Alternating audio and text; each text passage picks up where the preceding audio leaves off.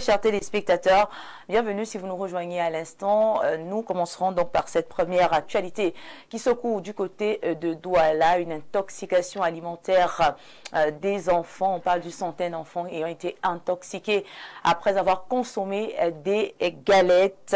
Cette question justement, ou alors ce drame qui soulève le Rassemblement démocratique du peuple camerounais que vous connaissez d'ailleurs déjà, qui sera certainement nous éclairer sur la stratégie du parti au pouvoir. Lui, c'est monsieur Simon Metengue. Bonsoir et bienvenue.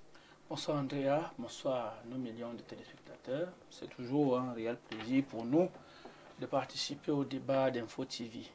À ce propos, je voudrais quand même, si vous me permettez, bien évidemment, rassurer les uns et les autres, surtout les militants et sympathisants de l'ensemble du pays, de ce que des informations qui circulent sur la toile depuis ce matin, faisant état de ce que le secrétaire adjoint du comité central aurait dit des choses, ou du moins aurait dit tenu des propos qui seraient dans la logique de dire que le Nord ferait le chantage à qui que ce soit. Ce sont des informations erronées. Il n'a jamais dit cela, et d'ailleurs c'est une stratégie de ceux-là qui ont cru bon vendre une prétendue popularité, mais aujourd'hui qui veulent traiter des mots qui ne sont pas aux dirigeants, ou du moins au cadre du RDPC, il n'en est rien. Le ministre Grégoire Ouanana n'a rien dit de tel. C'est des fakes, et il faut bien savoir que ces fakes-là vont se multiplier parce que c'est devenu la stratégie de ceux qui pensent pouvoir concurrencer le RDPC. D'accord, merci en tout cas d'avoir accepté notre invitation. On est sûr que vous saurez nous apporter un plus tout au long de cette belle émission qui s'annonce intéressante, qui s'annonce chaude, qui s'annonce assez tranchante. Alors, nous poursuivons avec notre deuxième invité de ce soir. C'est également un autre parti qui sera représenté tout au long de cette émission. Il s'agit du PCPDC, le Parti camerounais pour la paix, pour la démocratie et la construction. Et ce parti est représenté ce soir par M. Mbala Nambélé.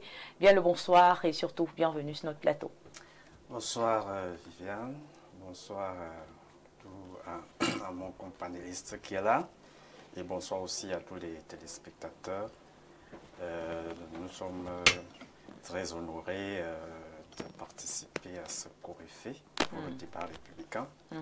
Et nous ne manquons pas, le PCPDC, de dire déjà un mot de compassion pour les familles éprouvées du côté de Douala suite à l'intoxication alimentaire qui a résulté il y a de ça quelques jours, et que nous disons également ce que le gouvernement puisse essayer de prendre les mesures, toutes les mesures possibles pour que une enquête puisse être ouverte, que les familles soient rétablies. D'accord, on en parlera également de politique ce soir sur le plateau du Grand Soir. Et bien sûr, vous êtes là parce que vous représentez l'opposition, bien évidemment. On aura forcément une lecture d'opposition engagée avec vous. Bien sûr que si, bien sûr que si. C'est une occasion dans la mesure où nous sommes dans une période transitoire pour une république qui est censée avoir dans les prochains jours une troisième république. Et cela ne fait d'aucun doute que le peuple a soif de changement.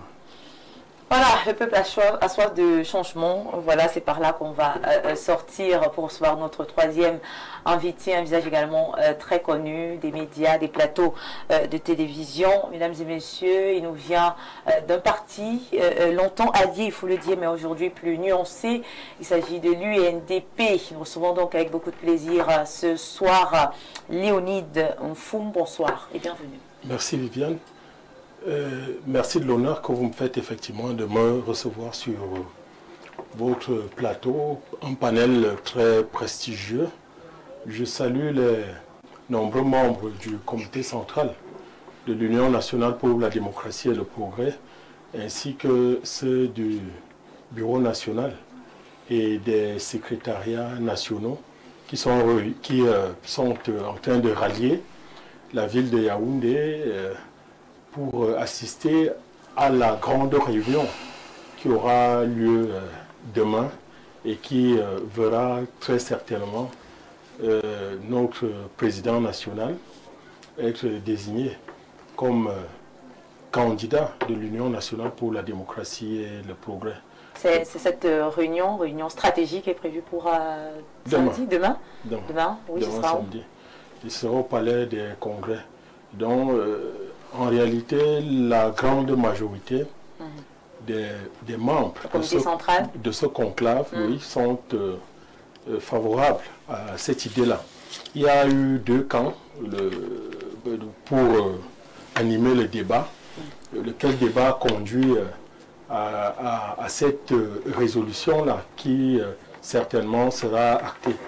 Donc, le premier camp était favorable à la reconduction de notre alliance avec le RDPC, que nous soutenions le RDPC. Et le second, plus majoritaire, a voulu que le parti s'émancipe. Et selon toute vraisemblance, c'est ce camp-là qui a pris le dessus au niveau des débats. Donc, très logiquement, c'est vrai que nous attendons encore la réunion, très logiquement, nous devrions nous acheminer vers cette désignation-là. Et donc, nous sommes tout tués et nous attendons. C'est vrai que tout le monde est curieux, hein. On aimerait savoir quels seront les grands axes, des questions qui ne cessent de revenir. Est-ce que Bello Bouba sera par exemple candidat? Les membres du comité central les plus nombreux, la base même pousse à ce que le président Bello candidate. Et donc, lorsque vous avez une telle responsabilité, une telle pression venant de vos membres, je crois qu'il est tout à fait logique et normal qu'ils répondent favorablement à cette demande-là. Et puis, il faut dire que lui-même, il a également le profil de l'emploi. C'est une personnalité qui a parcouru presque toutes les sphères de pouvoir et qui a exercé ce pouvoir au haut niveau. Il ne lui manque en réalité que cette charge-là, la charge de président de la République. Et à l'heure où le Cameroun entier se pose des questions et de nombreuses questions par rapport à son avenir, il est du devoir du président Bello de se lever pour donner une alternative à la conscience et puis à la nation tout entière. Donc, nous en appelons à ce qu'ils répondent favorablement à cette sollicitation-là. Merci à vous d'avoir accepté notre invitation. Merci à tous les autres panélistes. Nous attendons encore le quatrième. On aura sur ce plateau un enseignant-chercheur également qui nous apportera sa participation à cette belle émission. Le grand soir, c'est tout de suite. Et maintenant sur Info Télévision, on sera également en direct de notre page officielle Info TV Cameroun. Vous pourrez réagir. Le numéro de téléphone affiche tout juste au bas de votre petit écran pour vous permettre de participer en même temps que nous. C'est l'occasion pour moi de souhaiter rapidement nos félicitations, d'adresser nos félicitations à tous ces officiers-là qui sortent donc voilà, de ce stage depuis environ 6 mois, je pense. Beaucoup étaient ici à l'IMIA et c'est la sortie. Félicitations à tous ceux qui ressortent donc avec ce certificat d'état-major qui atteste de la formation de ces officiers au poste de commandement. Tout de suite, et maintenant, c'est donc parti avec la mise en bouche. On parle d'intoxication alimentaire des enfants du côté de Douala, dans la capitale économique du Cameroun. Quelles leçons tirer? Peut-être la première question, on va s'adresser justement à M. Messengue. Vous avez certainement eu vent de cette situation. Selon vous, quelles leçons est-ce qu'on peut tirer de ce drame-là? On a une centaine d'enfants qui arrivent à consommer un même produit au même moment et tous se retrouvent dans des hôpitaux. On a même parlé de 2 morts. Qu'est-ce qu'on peut retenir? Je voudrais d'abord m'incliner devant les disparus, les enfants. Vous savez, les enfants sont la pupille même de la République. Donc quand un enfant décède, c'est une entorse à la pérennité de la République. Et donc de ce fait, je tiens à m'incliner face à cette situation et devant leur mémoire et souhaiter au nom du RDPC les condoléances les plus attristés, nos condoléances les plus attristés. Dès que je l'ai dit, c'est quelque chose de suffisamment grave et qui, du moins qui implique la responsabilité première de l'État, celle de surveiller ce que les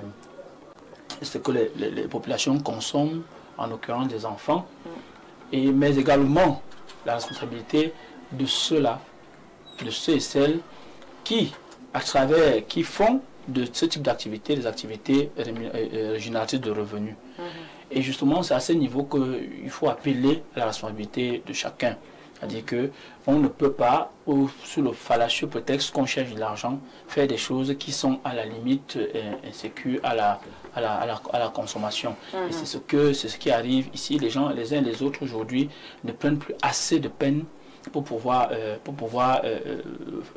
du moins mettre à disposition des choses agréables à consommer, ou du moins bien à la consommation. Et on en arrive à cette situation-là. Je crois que c'est du petit commerce, disons-le, c'est le secteur informel. Vous savez très bien, le secteur informel, notre secteur informel, il est très grand. Il est divisé en deux. Il y a un secteur informel où les gens sont condamnés à y être. Vous ne pouvez pas demander à une maman qui vend des galettes de formaliser son activité. C'est pas possible. D'abord, le rendement est minime. Bon, il y a une autre catégorie qui a des grands moyens, des grands chiffres d'affaires, mais qui refuse la plupart du temps. Mais ici, il est question de ceux-là qui sont condamnés au secteur informel. Mais ce qu'on leur demande, justement, c'est d'être très méticuleux dans ce qu'ils fabriquent, de telle sorte que, évidemment, ce qu'ils donnent aux enfants et autres, parce que les enfants aiment bien manger les galettes, on ne va pas reprocher aux enfants, ou du moins aux mamans des enfants d'avoir acheté les galettes, mais on va reprocher à ceux qui ont mis cela sur le marché de ce qu'ils ont fait. Ils ont été négligents, c'est de la négligence, et cela, je crois que les autorités judiciaires doivent prendre attache avec ce dossier et pouvoir et que les responsabilités soient dégagées et que chacun soit devant effectivement ses responsabilités. Tout ce que nous pouvons dire à ce propos. D'accord, merci beaucoup M. Missingué pour votre première prise de parole. Mais en même temps, M. Léonide, on a quand même une centaine, on parle de 100 enfants. Comment est-ce qu'ils ont réussi à réunir autant d'enfants au même endroit pour consommer ces mêmes biscuits, ces mêmes galettes? Comment comprendre qu'ils se soient retrouvés réunis à ce moment, à cet instant-là? Et pourquoi tous sont acceptés? Il y a quand même quelque chose que moi je n'arrive pas à comprendre, M. Léonide. Certainement que lorsque les journalistes et les autorités compétentes vont faire leurs enquêtes, on va nous indiquer les circonstances dans lesquelles ce drame est survenu. Mais moi, je ne veux pas... Oui, enfin, je veux dire, faut-il voir derrière, finalement, une main criminelle, parce que réunir autant d'enfants, leur faire consommer des mêmes biscuits, qui se retrouvent tous à l'hôpital, on est forcé de se poser quand même cette question. Pour ceux qui connaissent un peu le quartier, Nouvelle, moi, je connais un peu aussi. J'ai longtemps séjourné, à Douala. J'y avais de la famille, donc régulièrement je partais. C'est des quartiers populeux. Et la caractéristique des quartiers populeux, c'est que lorsqu'une maman ou bien quelqu'un a une activité un peu comme les beignets, les galettes, c'est tout le quartier, tous les petits-enfants qui se retrouvent à aller là-bas, le bouche à oreille. Peut-être que c'était aussi bon à consommer parce que ça ne procède pas du hasard. Mais moi, je disais que je vais prendre le contre-pied de Simon. Il y a un problème de réglementation dans ce domaine. Et non seulement de réglementation, mais de l'incapacité de l'État à encadrer ce secteur de la vie. De la vie sociale. Vous savez, ce qui va dans le ventre de l'individu est assez sensible. On ne doit pas laisser n'importe quel kidam se lever et commencer à vendre des produits alimentaires. Et c'est l'État qui doit pouvoir encadrer tout ça. La pauvreté ne saurait être une excuse à la vacuité, à l'incapacité de l'État à sécuriser ces populations. Parce qu'il faut aussi le dire, le premier devoir de l'État, mais c'est de sécuriser ces populations. Et on ne saurait dire qu'on a pris une mesure de trop pour pouvoir parvenir à ce but. Mieux, il y a une absence totale de réglementation à ce niveau-là. Si vous voulez vendre vos beignets ou bien un avocat, mais vous allez vous asseoir au coin de la rue là, et puis vous commencez à vendre, c'était bon. Oui, bah, au-delà de ça, certains disent que cette personne avait l'habitude de partager ses biscuits, ses galettes aux enfants. Mais pourquoi cette fois-ci seulement le drame s'en est suivi? C'est là où il y a un problème. Oui, voilà pourquoi je dis, lorsque on a une responsabilité, c'est l'État en premier qui doit protéger les citoyens. Ça rentre dans ses missions régaliennes. C'est l'État qui doit pouvoir définir qui vend, qui donne, qui fait ci, qui fait ça. Peut-être que ça a procédé d'une bonne volonté de la part de cette dame, n'est-ce pas, d'aider les uns et les autres, et qu'une main criminelle s'y est mêlée. C'est le lieu. Bon, alors, contre ce type de comportement, vous, le simple citoyen, vous faites quoi? Vous faites comment? Il n'y a que l'État pour pouvoir nous protéger, protéger l'enfance, protéger le citoyen par rapport à ce type. Éduquer les enfants peut-être aussi à ne pas accepter ce qu'on leur donne à l'extérieur, parce que si tout enfant sait qu'on ne mange pas dehors par exemple, ça n'arrivera pas.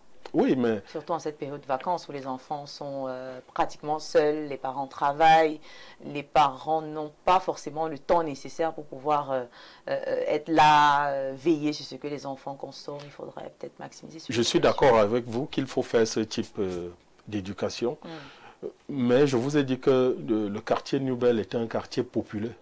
De la ville. On l'a bien compris. Oui, et puis c'est un quartier où des gens s'adonnent essentiellement à la débrouillardise. Vous êtes à un pas du marché central lorsque vous êtes à New-Bel. Et beaucoup de parents, généralement, les enfants sont presque généralement abandonnés à errer dans les rues. Donc, dans une telle circonstance, c'est très difficile. Bon, c'est même aussi difficile pour l'État d'y mettre de la réglementation et de capaciter cet État à pouvoir... n'est-ce pas, contrôler tout ce qui se fait. Mais avec la décentralisation, les communes peuvent s'y mêler. Parce que quand on vous parle de New-Bel, la commune de Douala 2e est quelque part là à côté. Elle peut s'y mêler et apporter de la visibilité. Magnifique. Dans ce secteur informel. Merci beaucoup à vous. Alors, Monsieur Bala, certainement, vous avez également une analyse, une lecture que vous faites de cette situation, même si tout à l'heure, moi, j'ai observé une fois de plus ce reportage réalisé par nos collaborateurs du côté de Douala, nos correspondants. On a pu voir l'état d'insalubrité, du degré de négligence quand même de l'endroit où étaient fabriquées ces galettes ou ces biscuits. Est-ce que ce ne serait pas également ça la cause? Parce que honnêtement, il y avait un problème d'hygiène. Clairement, il y avait beaucoup de saleté, pour être plus clair. Oui, il y a, au-delà de toutes les autres raisons qui peuvent justifier ou expliquer le phénomène ou cet acte qui, ma foi, a meurtri les âmes. Parce que perdre une enfance parce qu'il aurait accepter un don ou bien une générosité d'un voisin du quartier, ça pose problème. En ce qui concerne la qualité d'hygiène de vie, je pense que peut-être dans les jours à venir, il y aura encore d'autres cas qui sont plus graves que ça. Je vous assure, si vous fréquentez là où on fait les pâtisseries, c'est-à-dire les boulangeries, si vous fréquentez là où on les fabrique, même la nourriture que nous consommons chaque jour des restaurants dehors, vous aurez la chair de poule, vous allez voir des cafards partout, vous allez voir des souris, vous allez voir qu'il y a cette cohabitation infeste. Vous vous posez la question de savoir comment nous faisons en tant que Camerounais pour manger dans un état aussi insalubre. Et d'où je vais emboîter le pas à M. Léonide qui a attiré un dernier point, les collectivités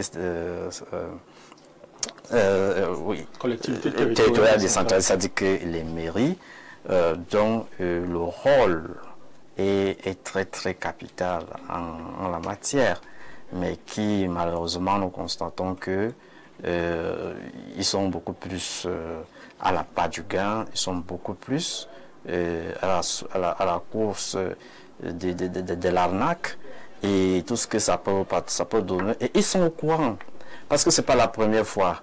Vous vous imaginez que un seul instant, tous ces enfants, puisqu'on parle d'une centaine, seraient décédés. Ce serait un deuil national. Et pourquoi seulement les enfants également? Pourquoi seulement les enfants? On aurait pu partager également aux plus grands, si c'est un quartier populaire qui a toutes les tranches d'âge. Pourquoi seulement les enfants ont été ciblés? D'après les bribes d'informations que nous avons reçues, il se pourrait que c'est un monsieur qui a cette gentillesse de partager des petits cadeaux aux enfants au quartier. Donc, il est déjà certainement connu par les parents. Donc, ce n'est pas un monsieur dangereux. Sans toutefois dire que c'est normal. Et je voudrais aussi attirer un peu l'attention, parce que vous allez voir que dans notre système législatif, l'intoxication alimentaire n'est pas en tant que telle comme une infraction autonome dans le code pénal. L'intoxication alimentaire entre dans ce qu'on appelle altération des denrées alimentaires. Et quand vous entrez en profondeur, par rapport aux sanctions prévues, vous allez voir que c'est trop léger, 3 mois à 3 ans d'emprisonnement, 50 000 à 500 000. Pourtant, si la répression pouvait vraiment être à la hauteur des forfaits, nous n'en serons pas là. Et c'est la raison pour laquelle le CPDC dénonce aussi ce délaissement de ces responsabilités de l'État qui est supposé protéger sa population, et que ça devient la poubelle. Nous avons de la friperie, c'est-à-dire quoi? Toute notre économie est centrée sur des produits importés. Peut-être cette dame ou cet homme qui est c'est-à-dire celui qui a produit ces galettes a utilisé peut-être de la farine qui vient de l'extérieur et qui serait moins chère, et a profité de se faire du beurre. Or, nous demandons nous nous posons la question de savoir pourquoi est-ce qu'un pays qui a une cinquantaine de départements et une quarantaine de départements et presque 52 fleuves qui peuvent arroser pour amener notre agriculture à être autonome. On peut au Cameroun planter le mil, la farine et tout ce qui peut intervenir dans la consommation. On aurait eu beaucoup de contrôle direct, et c'est pour ça que ça échappe aussi aux autorités, parce que en ce qui concerne le contrôle, vous ne savez pas comment les gens font pour acquérir ces produits alimentaires et mettre ces produits-là. D'accord. Je peux essayer de répondre à votre question. Oui. Pour ceux qui connaissent le quartier Nouvelle-Tadi, Douala 2e en général, c'est effectivement un quartier très populaire et aussi assez insalubre. Maintenant, sur le plan de la sociologie, il y a une très forte communauté musulmane de ce côté, et le sadaka, comme ils appellent ça, c'est un pilier dans la religion. Donc, généralement, quand un croyant veut faire une bonne action, il peut acquérir soit des beignets ou quoi que ce soit. Un jour, il se met à distribuer ça aux enfants sans parfois une quelconque arrière-pensée en termes de malveillance. C'est un pilier en matière de religion et c'est bonifiant sur le plan de la religion musulmane quand on le fait. Il faut peut-être simplement appeler ces populations-là, parce que c'est une bonne action. On ne peut pas Sauf qu'il y a des morts, c'est une bonne action, mais il y a des morts, il y a des familles qui pleurent, des enfants. Ça, c'est d'un. Et de deux, c'est aussi en termes de sociologie, il y a beaucoup d'enfants de la rue, de ce côté-là. Beaucoup. D'accord, merci. On va redonner la parole à M. Messengue également. Oui, je voudrais que ce sujet est très délicat. Il est délicat parce que, un, on ne connaît pas la cause. C'est juste que c'est une intoxication, mais on ne connaît pas la source d'intoxication. Exactement. Et le quartier Nubel n'est pas né aujourd'hui. Les gens vivent là-bas en bonne intelligence, en toute harmonie.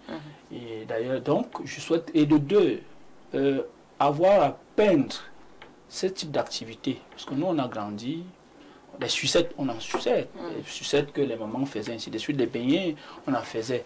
Et vouloir tout de go peindre cette activité, qui est d'abord une activité sociale qui permet, même aux gens qui ont une bourse modeste, d'avoir un petit goûter le matin, ainsi de suite, ce serait quelque chose de pas très bien. Il y a une chose ici, c'est que il y a eu intoxication. 2 de nos jeunes Camerounais sont décédés. En attendant que la lumière soit faite, ce que nous pouvons dire, c'est que il faut davantage que ceux-là qui sont en charge, parce qu'on ne peut pas mettre un gendarme derrière tout le monde. Moi, je peux faire mes beignets, même s'il y a la réglementation. Je peux faire mes beignets à la maison, et je ne prête pas attention à ce que j'y mets, et ça arrive à ce niveau. Ça vous pose une question. Dites-moi donc, qui doit donc porter, parce que vous semblez un peu défendre le métier, plus que qui doit donc porter la responsabilité de ces drames évitables? Très bien, très bien. Où est-ce qu'on peut éviter cela? À celui qui fait les beignets. C'est pour ça qu'on parle de sensibilisation. C'est-à-dire qu'aujourd'hui, nous devons savoir qu'au-delà de rechercher l'argent, nous faisons un très bon métier, celui de nourrir les autres. C'est cela aujourd'hui. Donc, dans la région musulmane, effectivement, moi, j'ai habité à la Brique.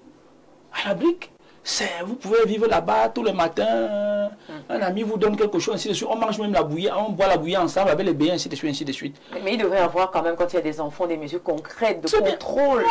Nous parlons de ce sujet, parce que c'est un cas d'exception.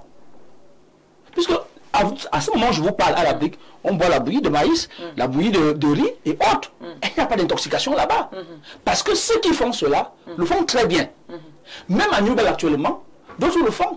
Sauf que ceux qui ont fait cela, en attendant, sous réserve de ce que les enquêtes vont nous dire, voilà, ceux qui ont fait cela ont certainement été très négligents. On en arrive là donc. Avant toute enquête, au niveau du pénal et autres, ce que nous pouvons faire en tant que médias, ça veut dire que nous prêtons sous votre autorité qui gère le plateau, ce que nous pouvons faire, c'est la sensibilisation. À ceux-là, d'être très méticuleux dans ce qu'ils font. Sinon, ça peut coûter des vies. Et personne ici ne peut accepter faire un truc qui va coûter des vies. Voilà. D'accord. Mais maintenant, il faudrait qu'on puisse également, après avoir essayé de comprendre le sujet, trouver des solutions. Comment faire pour éviter, parce qu'on n'est qu'au début des vacances, c'est pratiquement le premier mois. La période de vacances est encore très très longue. Comment faire donc pour mettre les autres enfants à l'abri de ce genre de situation, faire en sorte que ce genre de drame ne se reproduise plus. Comme vous l'avez dit, beaucoup dans d'autres quartiers continuent de consommer voilà, ce genre de choses, d'aliments pas toujours contrôlés. Que faire? Il faudrait qu'on puisse trouver des solutions, peut-être avec M. Léonide Foum. Oui, il faut savoir, comme je vous ai dit, le Saraka, dans les régions musulmanes.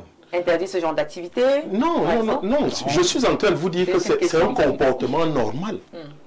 Les vendredis, quand vous avez habité les zones musulmanes, généralement, quand les gens sortent de la mosquée, vous avez quelqu'un qui vient vous tendre un verre d'eau, il distribue des beignets. C'est même encore plus courant en période de Ramadan et plus systématisé.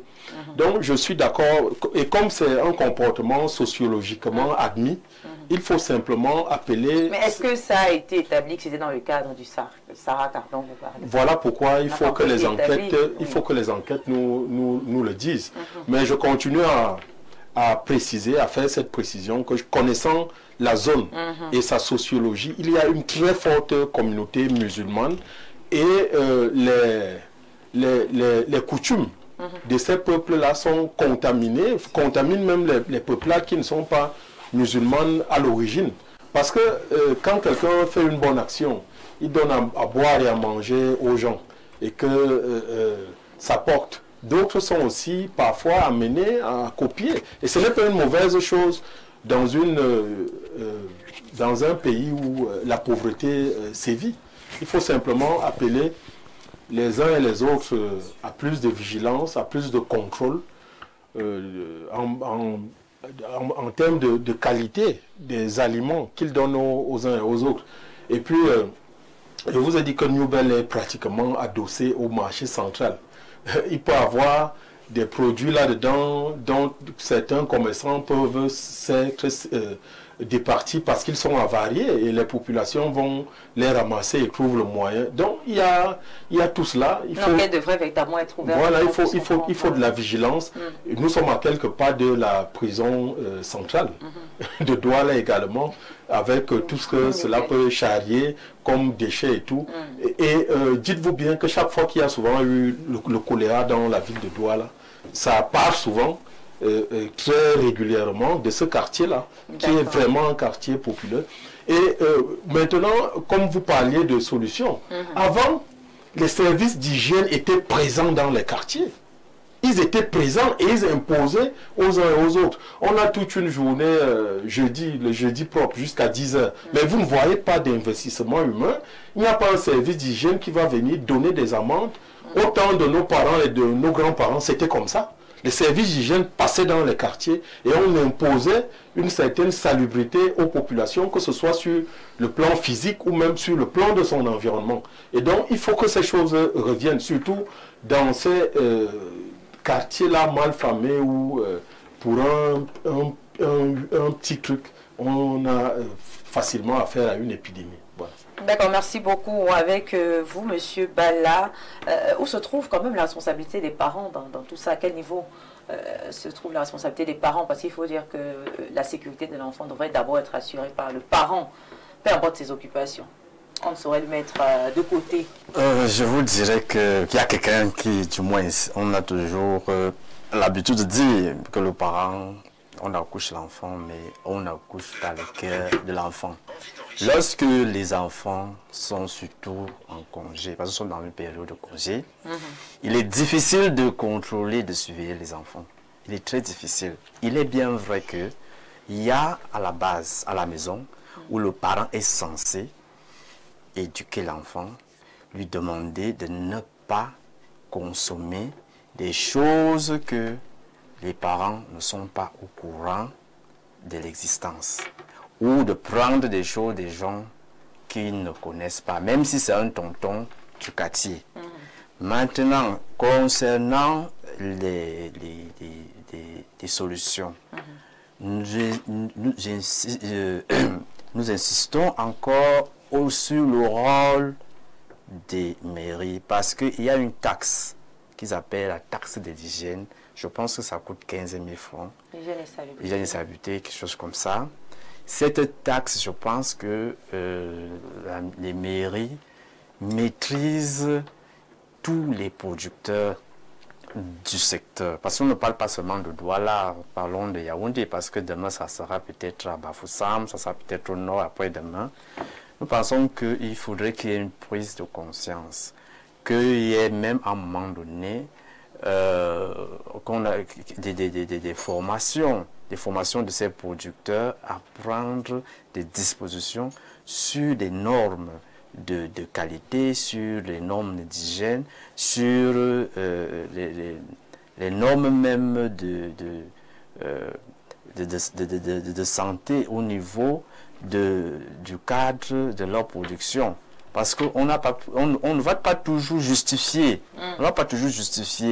la gentillesse en disant que non, c'est un quartier où les gens font le saraka. Nous connaissons tous Newbell. Il y a Bepanda par exemple. Bepanda a aussi un quartier populaire. Bien sûr, c'est pas le seul, il faut citer les quartiers. Et il y a beaucoup de quartiers qu'on peut citer. Mais à chaque moment, il y a toujours la petite bête qui vient du côté de Newbell. Alors que proposez-vous donc concrètement pour assurer une sécurité alimentaire minimale là où les enfants se trouvent autour des nous proposons d'abord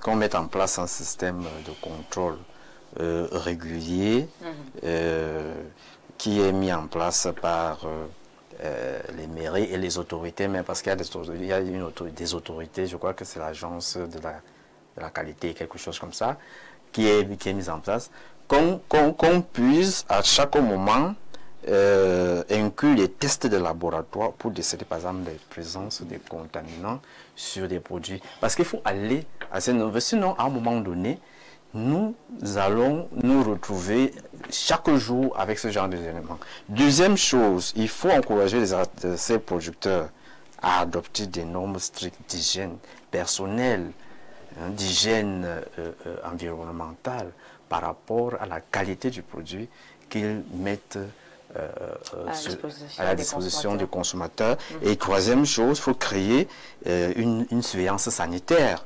Des équipes qui doivent inspecter régulièrement des lieux de production. À notre avis, nous pensons quand même que ces autorités maîtrisent tout le monde qui peut produire quelque chose. Merci beaucoup pour votre point de vue. Nous accueillons peut-être à l'instant notre quatrième invité. C'est un enseignant-chercheur, lui c'est M. Kaljop Christian Noël. Bonsoir et bienvenue. Merci de rejoindre la team de ce soir. Oui, merci une fois de plus, merci de m'avoir invité. Je voulais saluer le docteur Djoubarou qui est chercheur. Il est chargé de cours à l'université de Ngaoundéré et président du CASUN. Je voulais aussi saluer mes copanélistes et aussi m'excuser pour le retard. Vous savez, les embouteillages et autres occupations. Mais je suis très content d'être aujourd'hui géré par une dame parce que c'est une première fois pour moi d'avoir un panel dirigé par une dame et une charmante dame. D'accord, merci beaucoup pour le compliment. Alors, nous parlions déjà de notre premier sujet, notre mise en bouche. On parle de ce cas d'intoxication, ces cas d'intoxication du côté de Douala, dans le littoral. On a eu une centaine d'enfants ayant consommé des galettes, des biscuits et qui se retrouvent à l'hôpital. Je pense qu'à ce moment, certains sont sortis, d'autres sont encore alités. On parle même de 2 morts. Que retenir? Quelles leçons tirer de ce drame-là, selon vous? Merci pour la question. Vous savez que les produits agroalimentaires suivent un certain nombre de principes. Il y a le principe de production, le principe de conservation et le principe de commercialisation. Et tous ces principes toutes ces étapes devaient suivre les contrôles qualité parce que vous savez, on ne produit pas pour produire. Avant qu'un produit soit au niveau de la commercialisation, ce produit devait suivre des contrôles qualité pour que on puisse tester si ce produit n'est pas toxique. Mais maintenant, vous savez, notre état de pauvreté fait en sorte que certains Camerounais, peut-être de bonne volonté, mais qui n'ont pas aussi la compétence. Parce que quand vous avez un produit et que vous vendez et que on vous demande, il y a il y a un baume qui est là, je ne fais pas la publicité, on vous demande d'être parfois peut-être de suivre ces normes. Vous dites que non, on est jaloux de vous. On est jaloux de vous parce que vous vendez beaucoup, mais c'est la procédure. C'est la procédure à suivre. Vous savez que l'éducation a ses 3 maillons. Il y a, d'une part, la famille, d'autre part, on a la famille, on a les enseignants, on a l'environnement. Ça veut dire que si nous voulons avoir des produits de qualité qui suivent des normes, il faut que tout le monde soit éduqué. Mais les enfants qui sont très sensibles, parce que les enfants...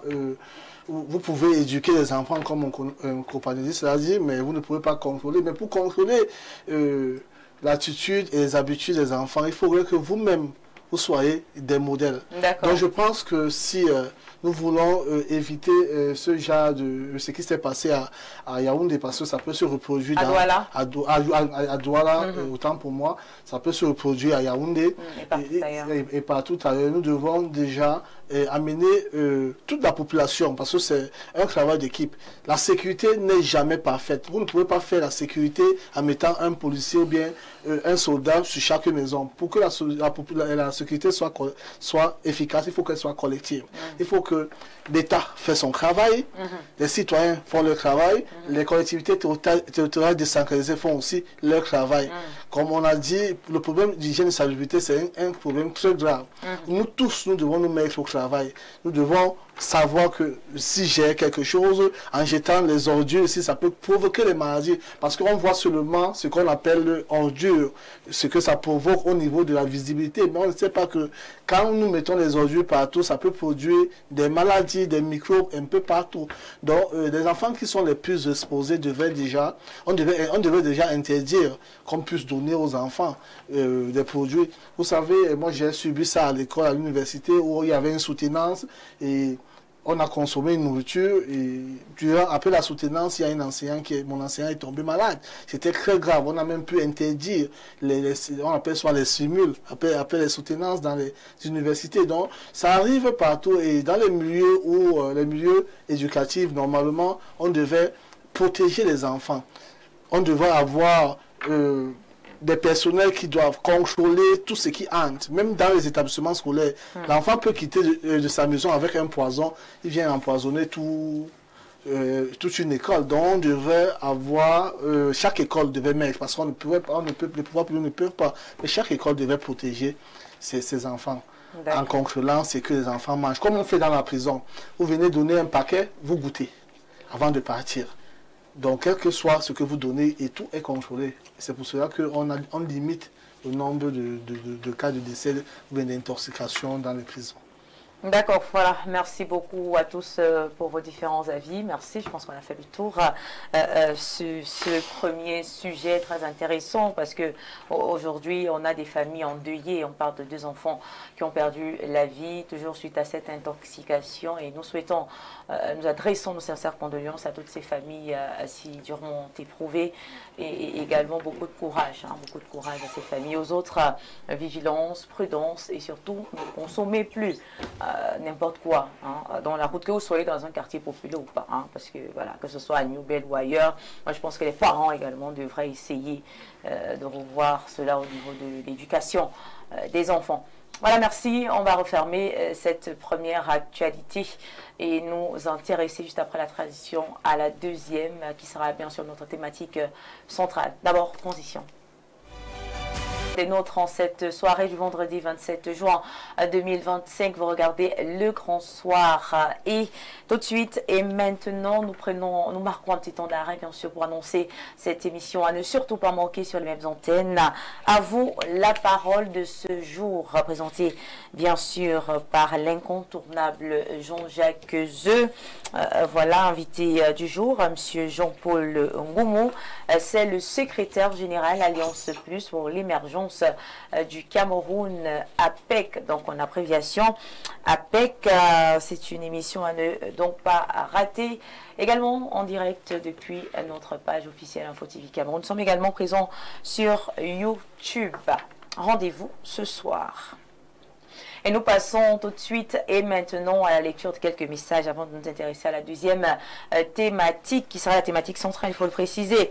Alors vous êtes nombreux à avoir réagi face à ce premier sujet qui touche certainement tout le monde parce que avant d'être politicien, avant d'être scientifique, on est d'abord parents et donc c'est normal de se sentir concerné par cette actualité. Premier message, bonsoir Viviane, André ainsi qu'à ton riche panel.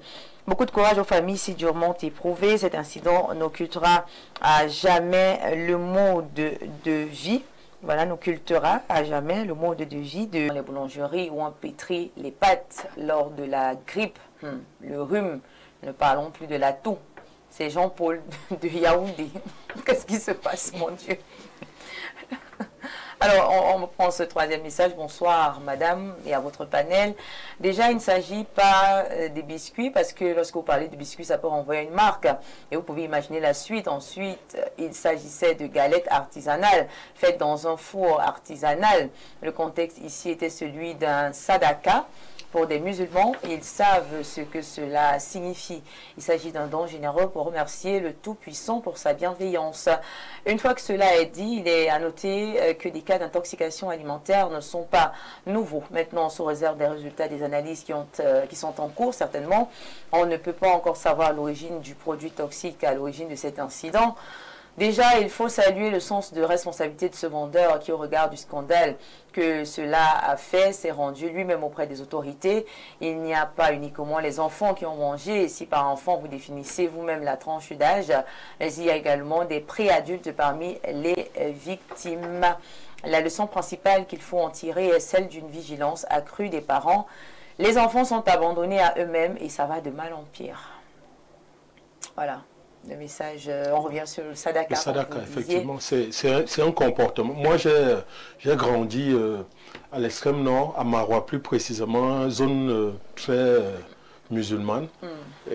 C'est là où moi j'ai connu ce comportement. Le matin, oui, quand nous allions à l'école, il y avait quelqu'un qui se mettait là, il se met à distribuer des beignets aux enfants. C'est une bonne action sur le plan de la religion. Donc, elle est sociologiquement admise. Il faut simplement demander, et elle est utile pour la stabilité de la société. Vous savez, tout le monde n'a pas les mêmes moyens. Il faut simplement demander de la vigilance à ceux qui pensent faire de bonnes actions et qui peuvent, n'est-ce pas, se retourner contre eux. Donc, c'est tout. D'accord. Ok, merci beaucoup. Bonsoir, le plateau. Moi, je pense que l'État doit prendre ses responsabilités face aux fabricants des produits alimentaires. Notre pays est comme une poubelle, un peu fort quand même. Il dit parce que chacun fait ce qu'il veut. Bonsoir le plateau, je ne suis pas d'accord avec ceux qui défendent du quartier plutôt que l'acte posé. Nous devons à tout prix retrouver les coupables et ces derniers devront répondre de leurs actes. D'accord. Voilà, merci beaucoup. On va peut-être prendre un message également de ce côté avant de nous intéresser à autre chose. Alors, bonsoir le plateau, sans doute avec une union de camps. On lui parle déjà du deuxième sujet. On y reviendra. Voilà. Merci beaucoup pour vos différentes réactions. Vous avez également la possibilité de nous suivre à travers notre page officielle Info TV Cameroun. Nous sommes donc également en direct. Vous pouvez même également réagir de ce côté-là. Nous ferons l'effort de lire vos réactions que vous pouvez laisser sous le lien de l'émission de ce soir. Passons donc à la thématique centrale de ce jour. Nous parlons politique et précisément des présidentielles, de la présidentielle 2025 prévue dans quelques mois seulement, sera en octobre prochain.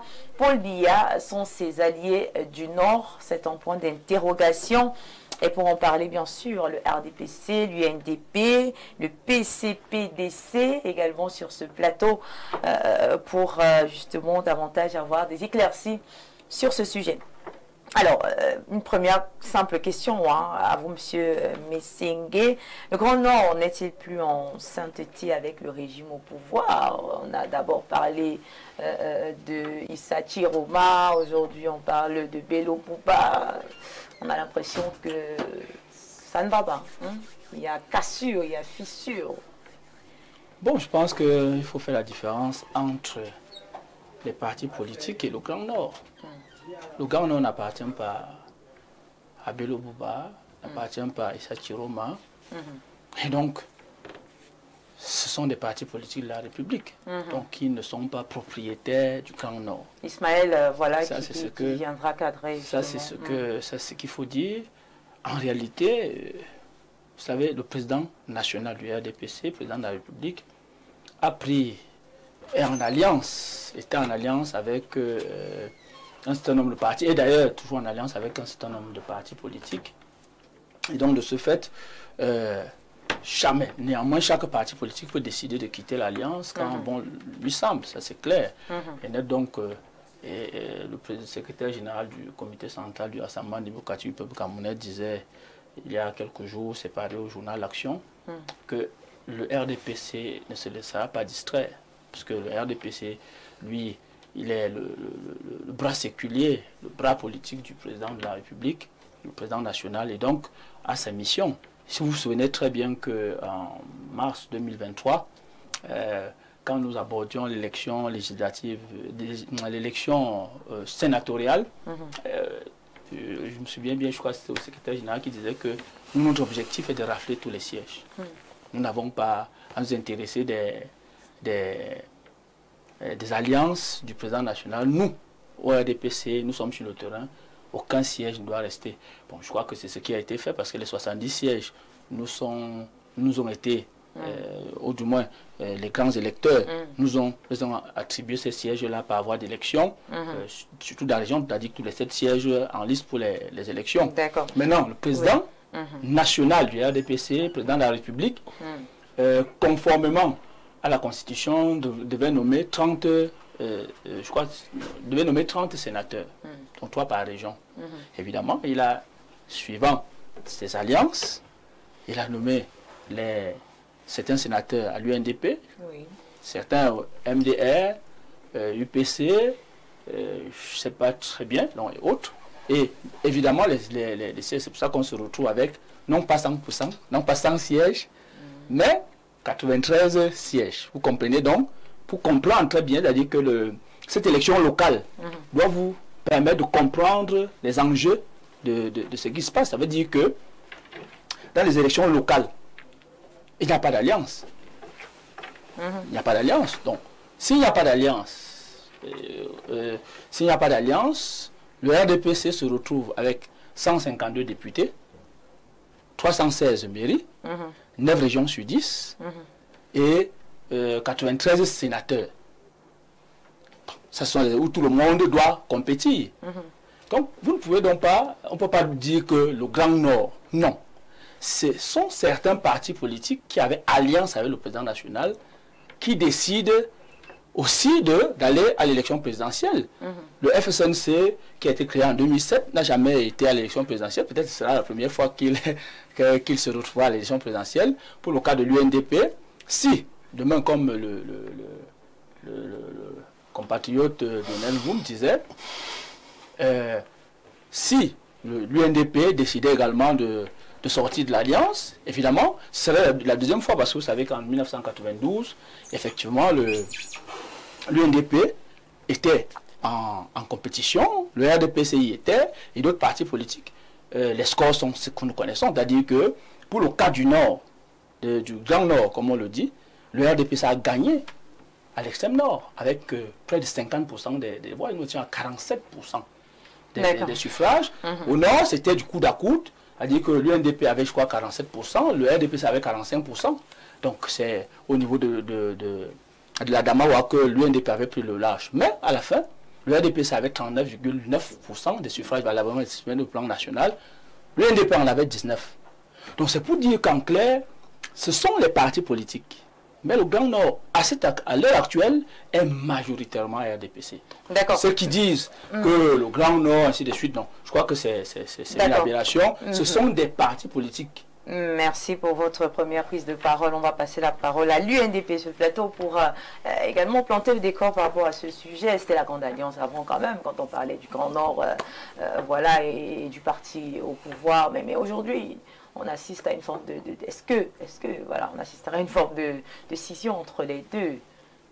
Bon, mais je comprends les contorsions auxquelles Metienge s'est livré avec un labeur des plus inouïs pour expliquer un certain nombre de choses. Et ça indique simplement l'inconfort dans lequel il se trouve, et je vais vous dire exactement pourquoi. D'accord, dites-nous. Alors, est-ce que l'alliance peut être revue? Si. Le président de la République même disait, Paul Biya disait qu'aucune constitution n'était écrite ne varitus. Ça veut dire qu'il est ainsi de la vie des hommes. Vous pouvez être ensemble aujourd'hui et demain ne plus l'être. Ça, il faut qu'on le comprenne et que ce soit tout à fait normal. Mais maintenant, je suis tout à fait d'accord aussi avec lui que c'est des partis politiques qui s'expriment. Mais vous savez, c'est eux qui ont théorisé au Cameroun sur la notion de fief, hein, le RDPC notamment. C'est eux qui ont élaboré la théorie de fiefs électoraux au Cameroun. Et ils ont indiqué qu'un certain nombre de fiefs étaient favorables à certains candidats, et ils avaient associé une certaine sociologie à cette notion de fief-là, sauf s'ils veulent revenir sur leur façon de faire. Il a aussi voulu édulcorer la place de l'UNDP dans le landerneau politique camerounais. Je n'ai pas envie de faire insulte à sa très grande intelligence, mais je veux simplement lui rappeler qu'en 92, certes, il a indiqué ce que les résultats étaient à peu près, mais pour que le pays se stabilise, ceux qui connaissent le contexte de 92, il a fallu que Bello vienne en aide à Paul Biya et appelle ses partisans au calme. Et c'est cet axe-là qui a permis à ce que le pays en 92 se stabilise. Ça, il ne peut pas le nier.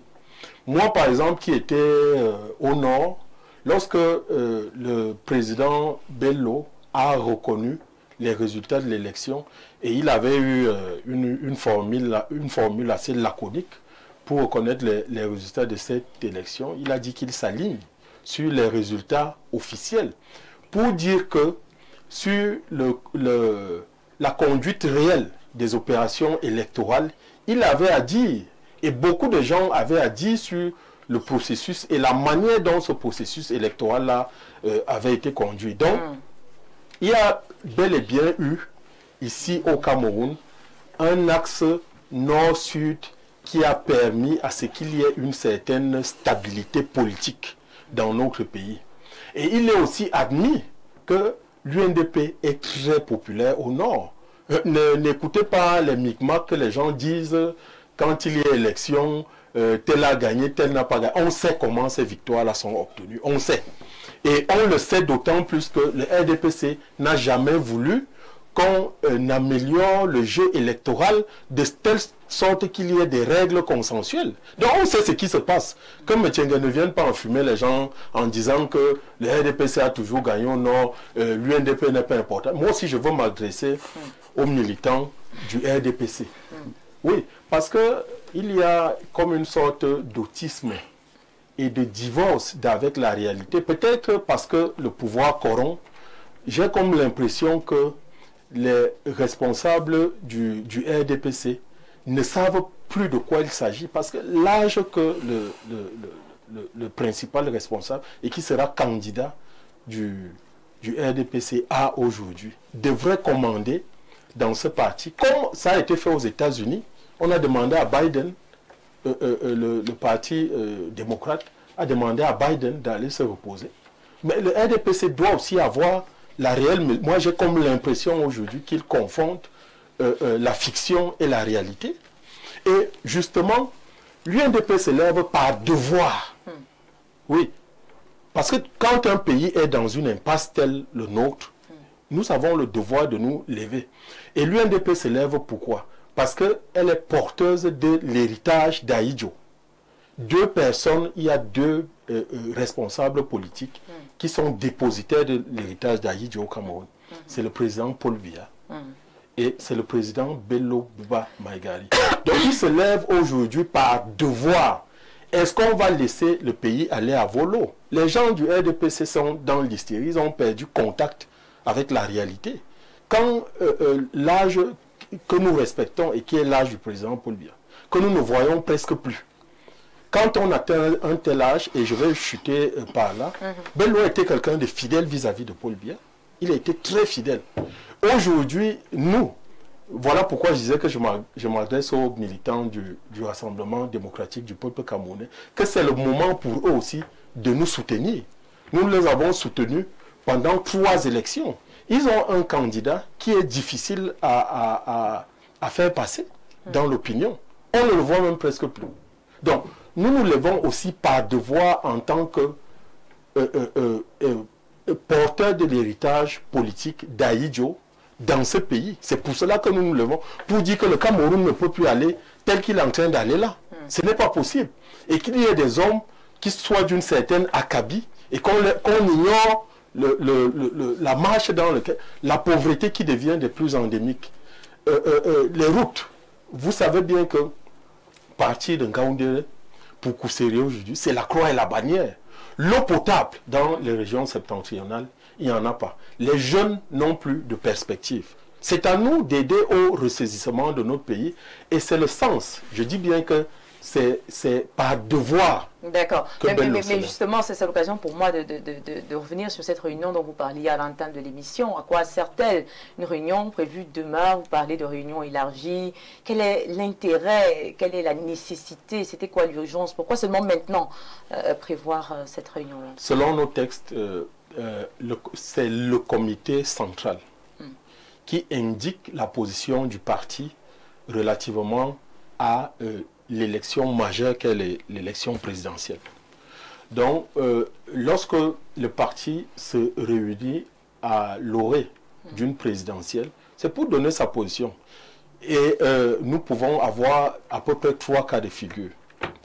Soit nous désignons notre candidat, et on l'a fait en 92. Le président Bello a été candidat à la présidentielle de 92. Soit nous décidons de continuer notre alliance, deuxième éventualité, avec le parti au pouvoir, ou alors, troisième éventualité, nous pouvons décider de soutenir une autre force politique dans le landerneau camerounais. Mais appeler à la candidature de Bello, c'est vu son expérience et vu sa maîtrise de l'appareil politique au niveau de l'État au Cameroun. Moi, je pense que dans des moments troubles tels que ceux que connaît le Cameroun actuellement, s'il y a un patriarche, quelqu'un qui est capable de mener le pays de telle sorte qu'il ne tangue pas le navire Cameroun, de telle sorte qu'il ne tangue pas, c'est bien le président Bello. Et c'est la raison pour laquelle nous appelons à sa candidature et de manière vive. D'accord, voilà, merci beaucoup. On va également prendre le point de vue de M. Onambele Bala sur ce plateau. Vous, quand vous observez le contexte politique actuel, est-ce qu'il dégage une certaine sérénité? On est quand même à quelques mois seulement de la prochaine présidentielle au Cameroun. À l'entame, je vous dirais que nous avons l'impression d'assister à un couple dont le mariage bat de l'aile. Et on ne sait pas si on va se remettre ensemble. On ne sait pas si on se remettre ensemble. En tant que tiers, si on met le doigt, comme on dit, on ne met pas le doigt entre l'Écosse et là.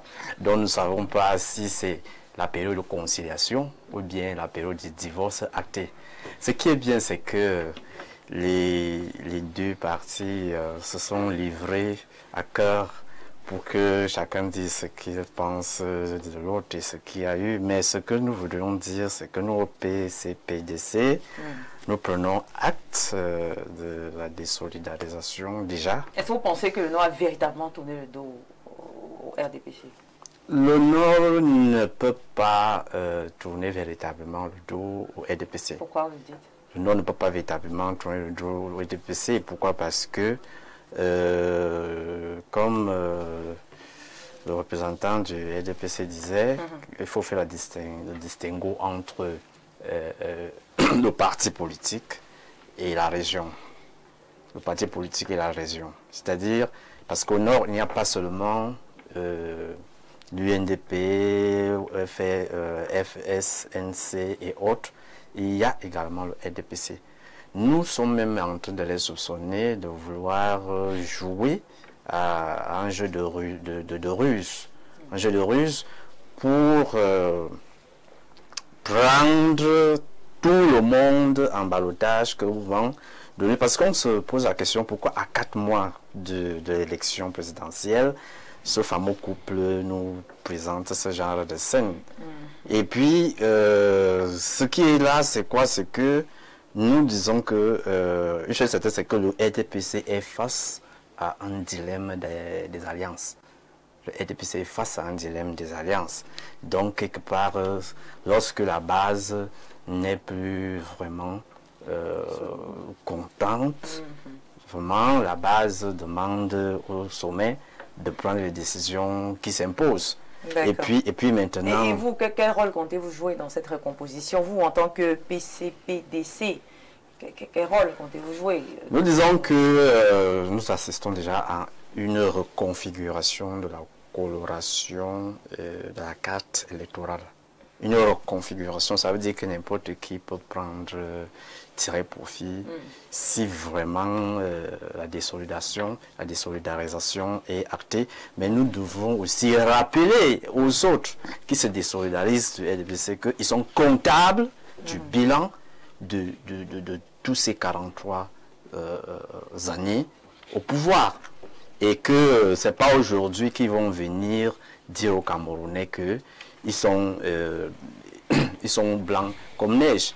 Nous comprenons quand même que chacun voudrait se blanchir, sachant qu'après octobre 2025, on saura qui véritablement va continuer avec le Cameroun. Mais nous disons aussi que l'alternance doit être pacifique. Il faut qu'il y ait apaisement, il faut que les partis politiques, malgré qu'il y a ses intérêts, parce qu'ici, il s'agit d'un jeu d'alliance, il s'agit d'un deal.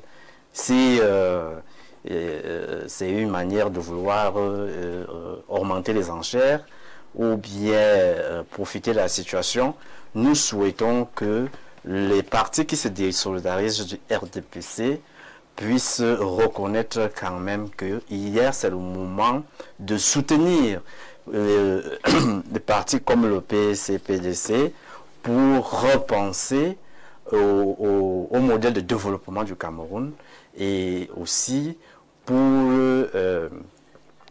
l'unité nationale du Cameroun. D'accord.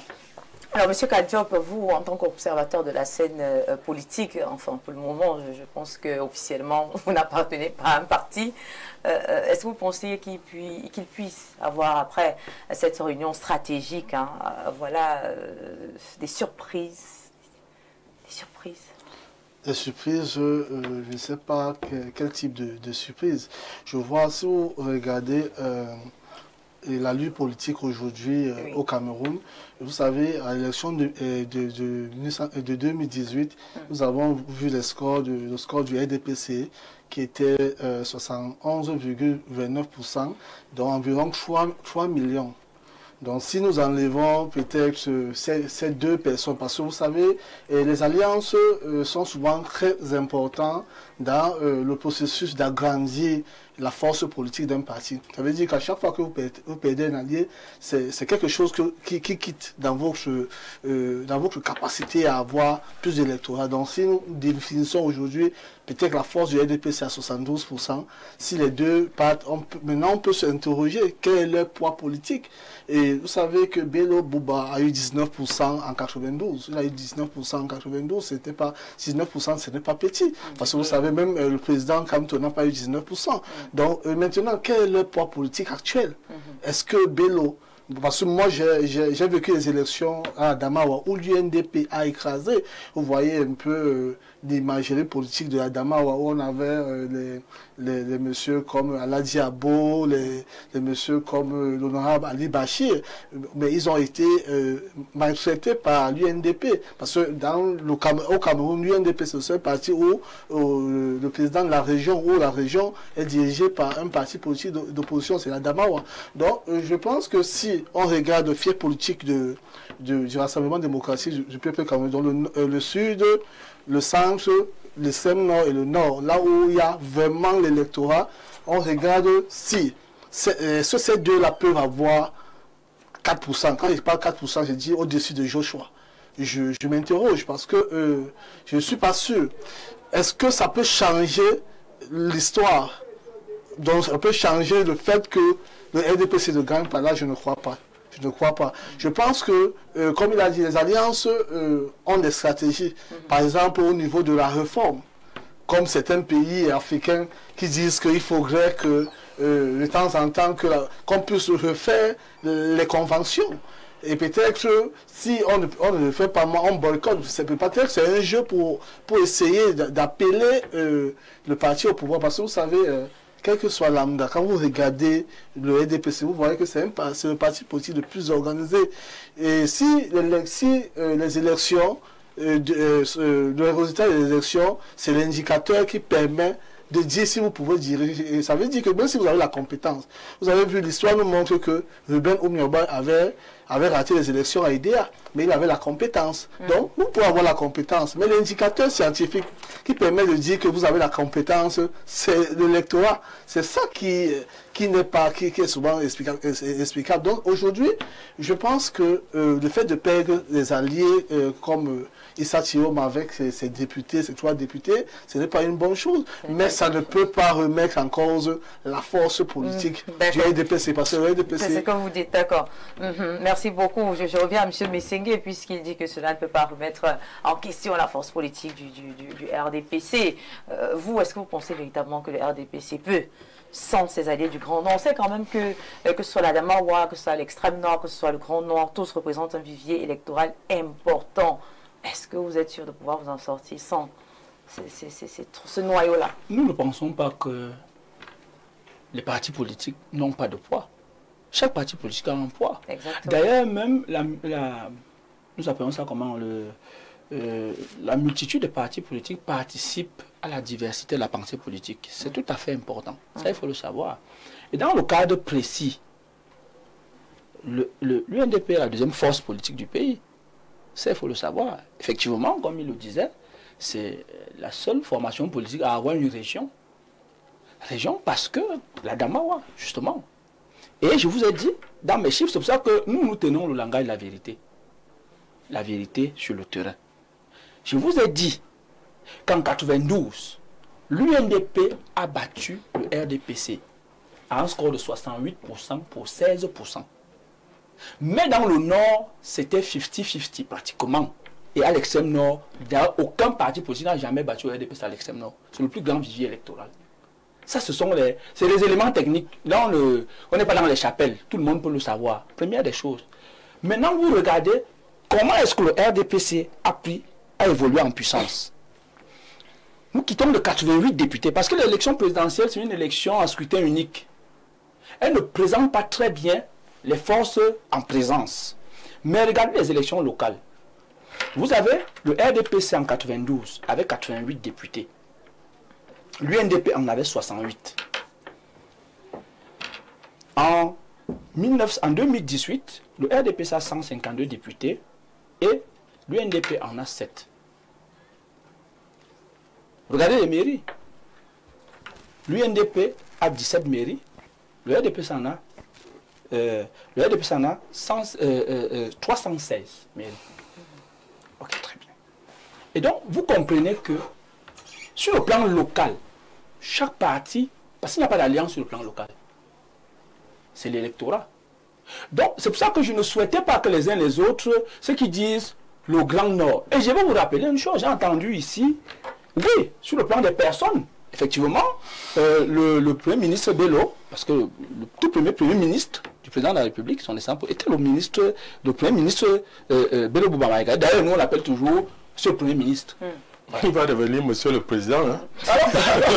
Alors, il faut perdre cette habitude. En attendant que le peuple c'est pas sur les plateaux que ça se dit. Il dit qu'il va devenir président, donc perdre l'habitude de l'appeler le peuple souverain. Premier ministre. En attendant que le peuple souverain, même son destin, décide. C'était le premier ministre du président de la République, son excellence Paul Biya. Donc, tous ont 43 ans de magistère. Chacun a son poste. Mais comme certains de ces communicants veulent tromper le peuple. Vous voyez, le président a dit, nous tiendrons toujours le langage de la vérité. Là où ce n'est pas bon, nous disons que nous allons arranger. Nous ne disons pas que c'est tel, c'est tel, c'est tel. Là où c'est bon, nous disons, voilà les lauriers que nous avons ensemble.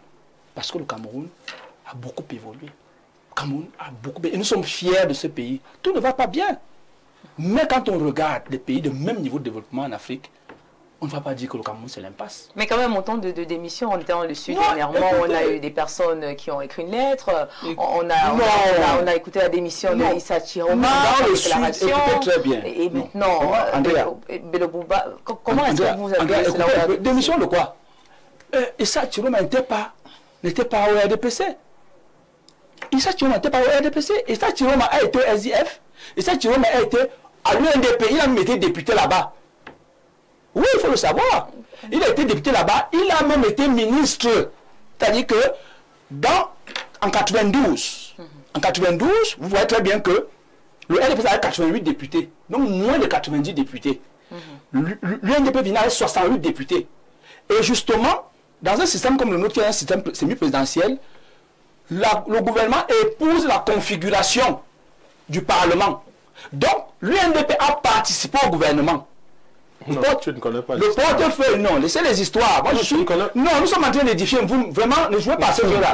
Oui, un foum, excusez-moi. Foum, ne jouez pas à ce jeu-là. Nous sommes en train d'édifier. Mais dis aussi la vérité en édifiant.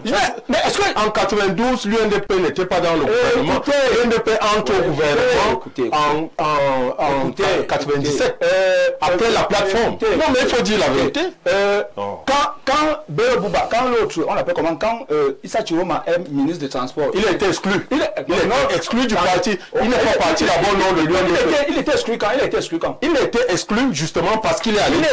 Il a été exclu quand? Il a été exclu. Je te dis qu'il a été exclu. Non, mais on est actuel. Issa Chiroma Bakari a été nommé ministre des Transports en 92. Écoutez, on est pas actuel. Je dis que l'UNDP est entré au gouvernement en 97 avec la plateforme. Ça c'est factuel. Non, écoutez, vraiment, ne nous dites pas ça. En 92, dans quel parti politique il était? Il était député de quel parti politique?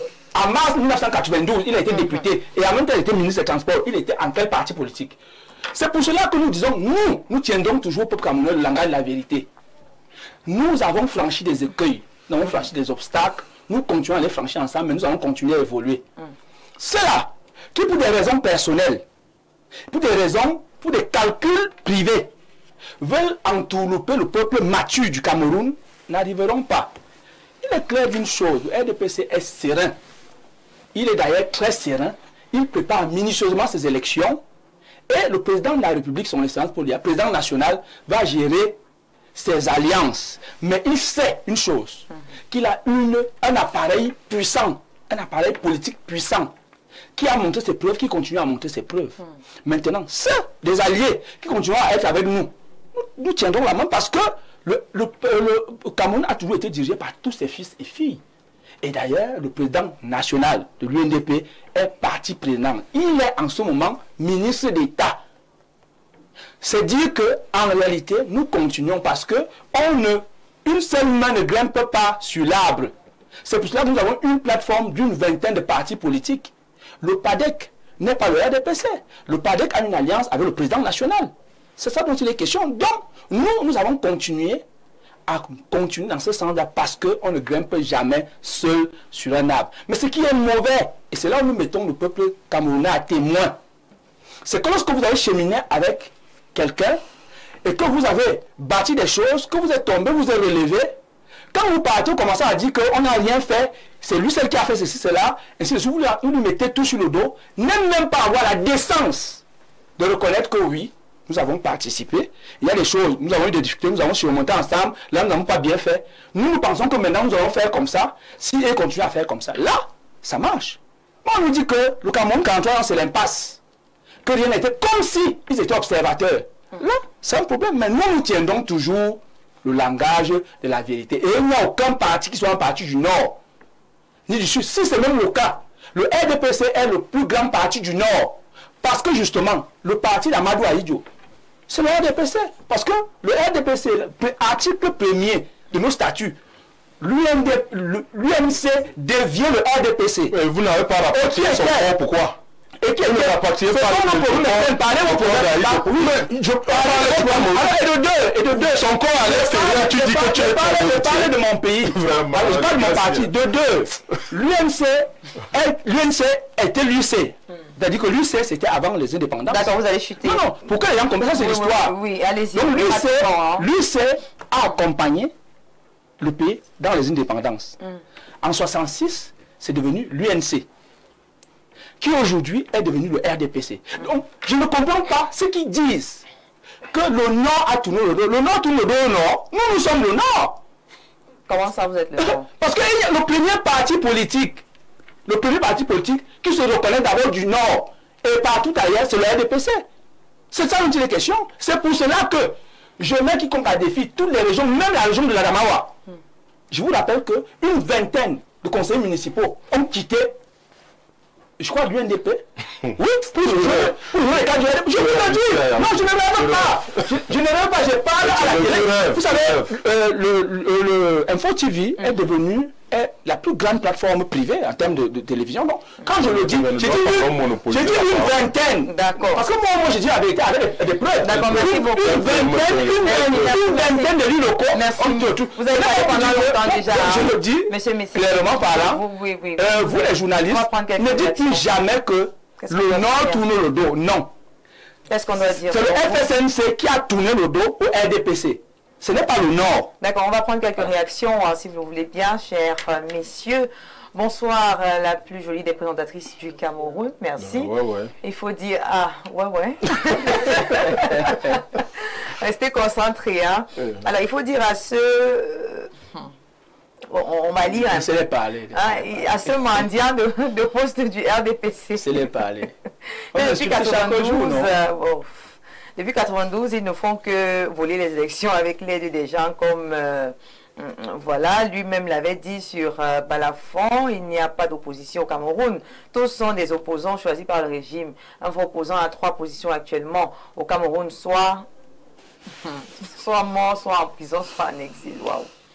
C'est fort ça. Un autre message, bonsoir. Le plateau, lorsque le représentant du RDPC dit que le Cameroun a beaucoup évolué, c'est faux car le Cameroun a atteint un niveau de pays à revenus intermédiaires. Aujourd'hui, il est pote, c'est la pire des régressions. Eugène Kwam depuis Bafoussam. On prend ce message qui nous vient de New Bell. Bonsoir à tous, monsieur de l'UNDP pour la cohérence face à ce militant du RDPC ignorant. Je voudrais ajouter à cela qu'ils comprennent que tous les 152 députés et 93 sénateurs n'ont pas réellement gagné les élections. Surtout au Nord, ils ont dû passer par négociation au détriment de l'argent et du trucage. Sans ses alliés, le RDPC ne pouvait pas avoir ce nombre exorbitant de députés et sénateurs. Ça n'en fait pas l'aspiration du peuple, Amadou, de Newbel. Vous n'êtes pas d'accord? Mais ce n'est pas un problème d'être d'accord. Vous voyez bien que ce sont les ragots, vous-même, vous aussi. Est-ce que vous pouvez écrire ça sur votre papier? Non, Andrea, vous êtes une brillante journaliste, vous pouvez écrire ça sur les papiers. On va fonctionner avec les ragots. Bon, on accepte que les ragots, tout le monde raconte sa part, non? Il n'y a pas de problème. Ce sont les avis des téléspectateurs. Bonsoir Viviane, les analyses de Simone méritent qu'il soit exclu. Simon? Ah, encore Simon, ok, d'accord, monsieur Mestingue. Qu'il soit exclu des communicants du RDPC, contrairement à la vérité qui est la sienne. Son analyse manque de franchise et s'il s'entête dans 4 mois, ce sera compliqué pour le RDPC. Il fait abstraction à la sociologie et l'anthropologie. Jean Akak. Des gros mots. Bonsoir et bon week-end à vous sur le plateau. Bonsoir, grande dame et tout le panel. Monsieur qui est en train de donner des chiffres des élections antérieures ignore que les 95% de ceux qui ont participé à cette victoire ne sont plus de ce monde. Et actuellement, il y a une nouvelle génération qui oppose, voire même en totalité de ce qu'il projette en octobre 2025. Bonsoir à vous sur le plateau, très belle émission. C'est un jeu politique, c'est une façon de distraire l'opposition. Nous dans le CAM, nous voulons la route, particulièrement la route Nkondjok-Bafang. C'est Yves depuis Nkondjok. Vous voyez que chacun a ses problèmes. Bonsoir à vous sur le plateau, vraiment, 3 fois. Que le type de l'UNDP sur le plateau laisse l'enfumage. Donc depuis plus de 40 ans, c'est aujourd'hui que M. Bello se rendra compte que le Grand Nord n'a pas d'eau, pas de route. Un Premier ministre de Paul Biya, il n'a pu rien faire pour le Grand Nord en plus de 40 ans de gouvernance. C'était un président qui fera quoi? Allez loin avec ça. Vous êtes tous des RDP6 déguisés. Vous n'allez pas nous tromper, Achille de Yomaban. Le NDP, on me demande de vous taire. Non, si vous me donnez la parole. Bien sûr. Voilà. Alors, j'ai envie de dire ceci. Metienge clame qu'ils ont toujours gagné. Mais nous leur demandons une petite chose à laquelle ils ne veulent pas se résoudre. C'est de nous donner un code électoral consensuel. Vous ne pouvez pas entrer sur un stade, votre adversaire, c'est lui qui a vos godasses, il a vos maillots. Il est propriétaire du stade. Oui, et il vous demande de jouer à minuit. Il éteint les lampes. Il donne les torches à ses joueurs. Que jouer. Et ça se passe comme ça. Donc, bon, je souhaite que vous clarifiez le jeu politique. Et là, vous allez venir nous dire qu'on a gagné. Et nous allons vous féliciter quand ce jeu-là sera clair. Mais tout ce que vous êtes en train de faire, c'est l'objet du vol. Nous allons féliciter à Gamawa. Je dis que tout ce que vous avez gagné la région, on vous a félicité. Nous ne sommes pas d'accord avec vos règles. Donnez-nous des règles consensuelles. Elles sont consensuelles. Accepte. Là, le jour où vous allez gagner, nous allons accepter que vous nous avez battus à la régulière. Vous êtes à l'Assemblée nationale. C'est là-bas que le Deuxième chose.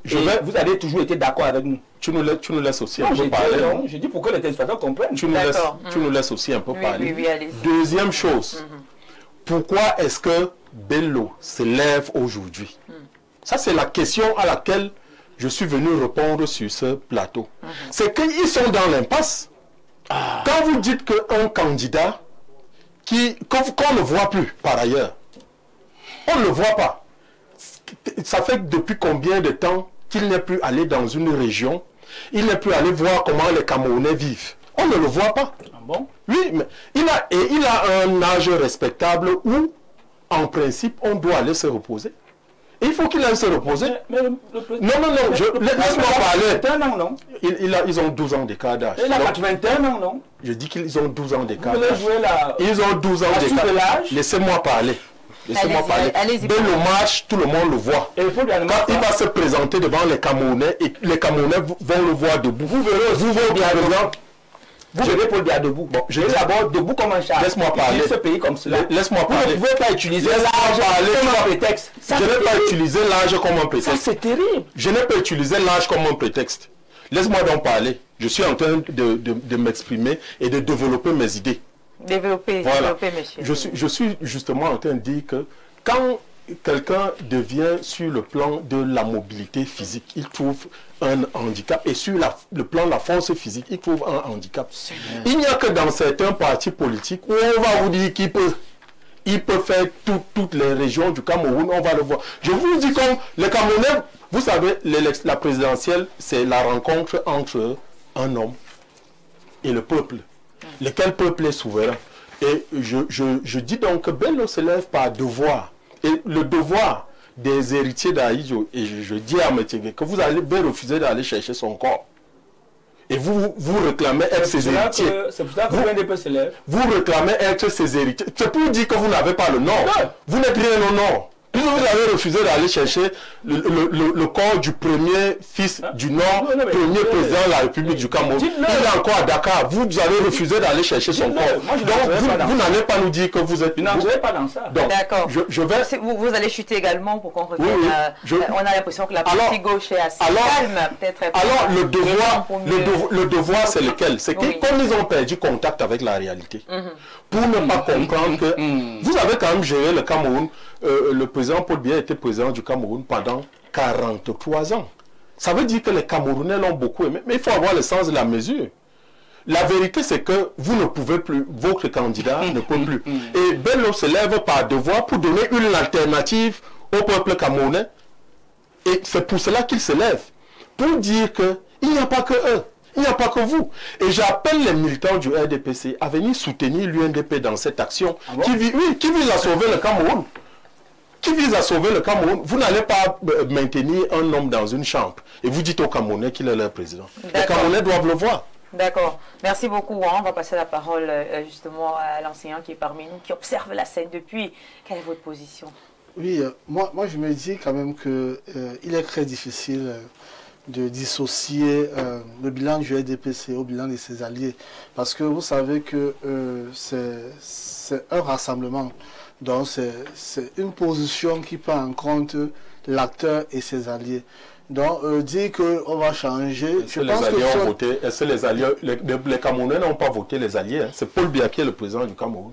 Non, je pense que même au niveau local, même au niveau des mairies, lorsqu'on regarde les partis politiques, on regarde par exemple Ngaoundé, parce que c'est une région où où je fréquente beaucoup parce que j'ai fréquenté à Dan, donc je suis toujours en Ngaoundéré. Lorsque vous voyez Ngaoundéré, vous ne voyez pas aussi ce développement dont on parle.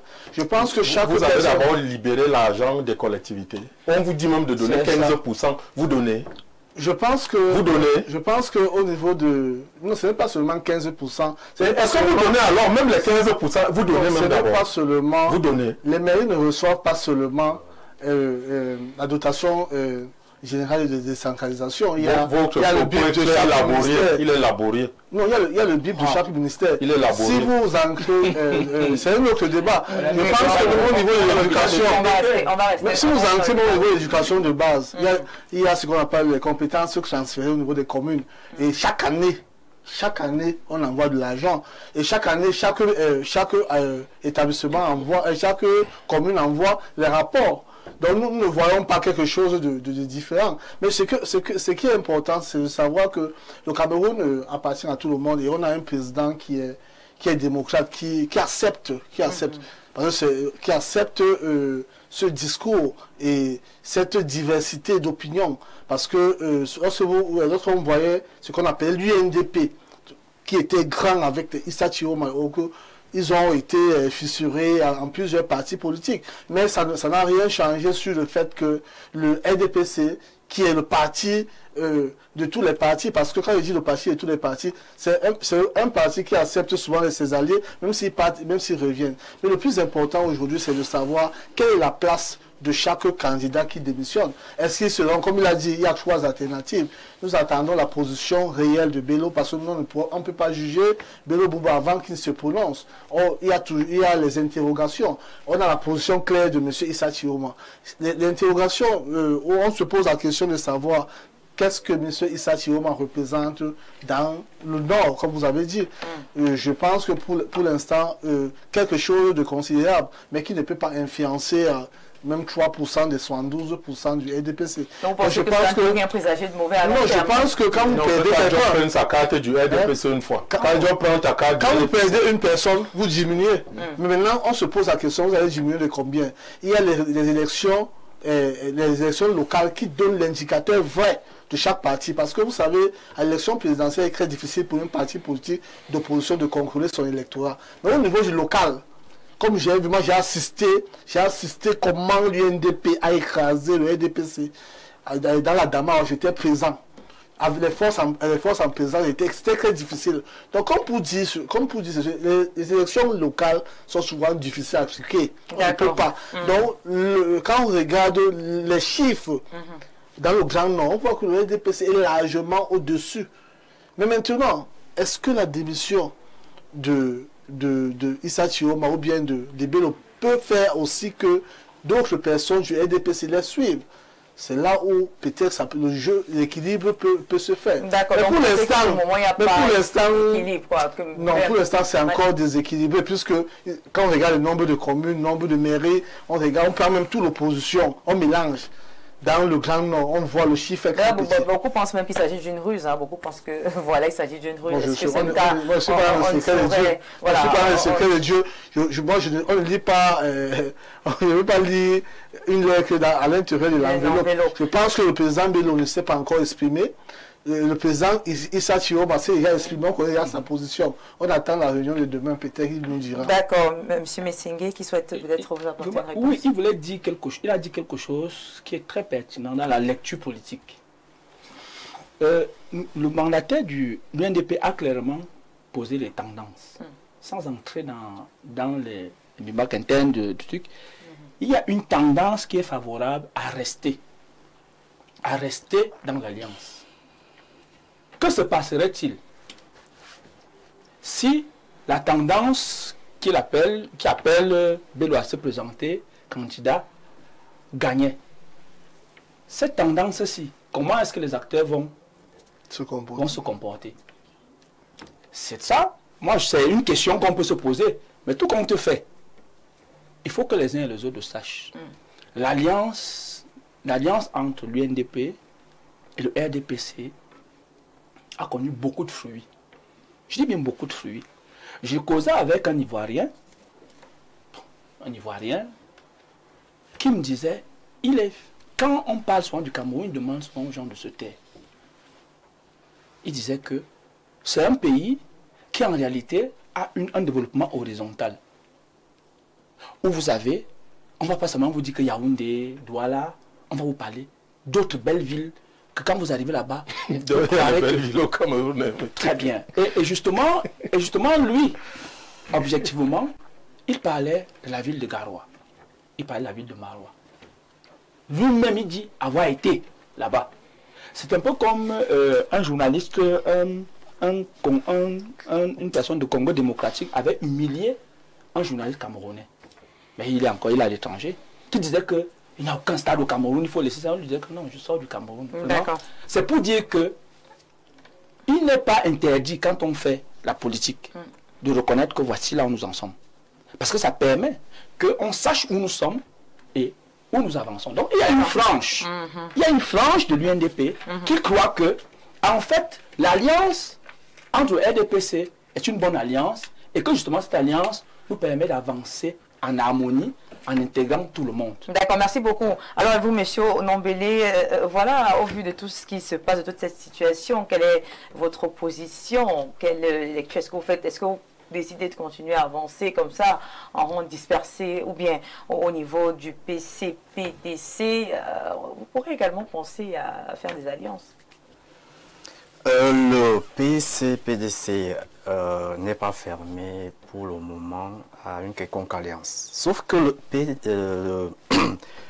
le PCPDC est très réticent au vu du jeu qui se décide. Parce que voilà des héritiers de la première ou deuxième république, du moins de la première république, qui sont en train de s'entre-déchirer parce qu'ils partagent un héritage commun. Et nous savons que pendant l'oreille de ce régime, de ce système de gouvernance, les Camerounais n'ont pas été satisfaits. Les Camerounais ont soif du changement. Aujourd'hui, il vient nous présenter un spectacle de Kokufié, de Marie Kokufié, ou bien de Marie qui fait le chantage, de la femme qui fait le chantage à son mari, et il voudrait qu'on croie à ça. Si une chose certaine, c'est que la fragilisation entre l'UNDP et le RDPC est actée. Une chose certaine, quel que soit, puisque le représentant de l'UNDP a fait un schéma sur 3 axes, soit on repensait l'alliance, soit on changeait d'option, soit on présentait un candidat. Donc ça veut dire qu'on sait à peu près ce qui va se dérouler. Mais ce qui va se dérouler, il y aura 2 camps opposés à l'intérieur de l'UNDP. Or, si aujourd'hui nous sommes face à cette situation, c'est parce que ils sont tous comptables du bilan que le Cameroun aujourd'hui est en train de constater que au niveau de ce que nous au PCDPC nous disons de favoriser la croissance, parce que nous favorisons une croissance, nous avons dans notre projet de société, nous favorisons une croissance économique durable et à l'accès aux opportunités pour tous les particuliers, surtout les jeunes et les femmes. Et présentement, c'est la jeunesse qui est dans le désarroi total, c'est la jeunesse qui est dans le désarroi. D'ailleurs, il y a un candidat, selon son motif de désolidarisation, a fait entendre que c'est par rapport à ce problème de désœuvrement qui le pousse, puisqu'il n'a pas vraiment tenu à respecter le cahier de charges. Alors nous disons donc que si l'UNDP est sérieux, que l'UNDP puisse se mettre, puisque c'est quand même un des doyens de la scène politique, soutenir la candidature indépendante du président TDC Dieudonné pour le PCPDC pour l'octobre. D'accord. C'est une éventualité. Voilà. Moi, vous vouliez passer un mot? Oui, c'est une éventualité. Lionel, c'est une éventualité. Monsieur Leonid. Oui, le président Paul Biya va se mettre derrière ton Non, pour être plus sérieux dans ce que nous disons, c'est que l'UNDP, vous savez, le président Bello, de la plupart des acteurs de la scène politique, a toujours dialogué avec toutes les tendances politiques au Cameroun. À telle enseigne que lorsque, en 92, Biya était vu comme un pestiféré, vous savez, la scène politique camerounaise est binaire. L'opposition appelait Biya le grand diable infréquentable. Bello a dit non, c'est un Camerounais. Autant je parle avec vous, autant je dois pouvoir parler avec Paul Biya. Et il a acté son alliance avec Paul Biya. Donc l'isolationnisme, le sectarisme, Bello ne connaît pas. Et je suis en train de dire que le vrai problème avec notre allié, c'est que face aux questions cruciales qui engagent le Cameroun à l'heure actuelle, il ne donne aucune réponse. La première, je vais uniquement citer deux. La première situation difficile, c'est le président, que l'on ne voit plus.